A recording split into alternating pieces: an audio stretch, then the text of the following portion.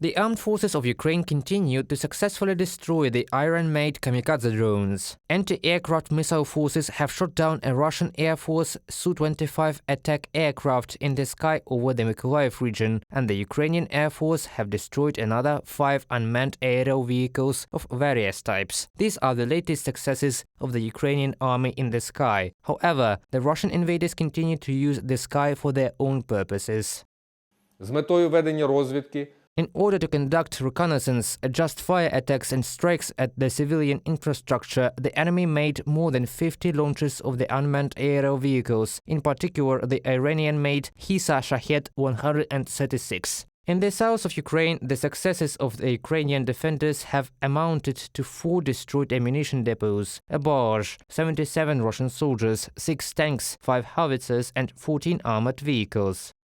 Rocket and artillery units carried out 250 fire missions. There are 4 places of concentration of the enemy weapons and equipment and 4 ammunition depots, which have been hit in the Kherson and Berislav regions. Fire control was carried out against air defense positions and attempts of the Russian occupiers to restore the capacity of the bridge in Nova Kakhovka. The operational command South on Facebook. The urban-type settlement of Kupiansk-Vuzovy has been liberated. Alexei Negubov, the head of the Kharkiv Regional Military Administration, has confirmed this information. Another 6% of our region remains temporarily occupied by Russians. Now it's not that much. The Russian invaders had several principal and rather important directions for them. Izyum, the so-called Izyum Height. This is the pass along which they'd sent their military equipment to the territory of the Donetsk and Luhansk regions. There they strengthened their military presence. And of course, Kupiansk-Vuzovy, which is one of the largest logistics railway interchanges in the Kharkiv region. Alexei Negubov, head of the Kharkiv Regional Military Administration, on the air of the national telethon.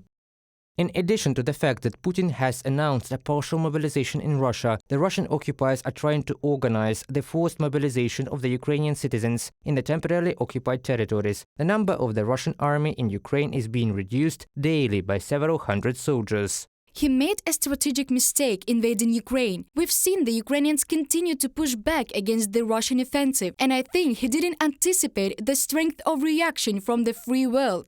Truss, Prime Minister of Great Britain, in an interview with CNN.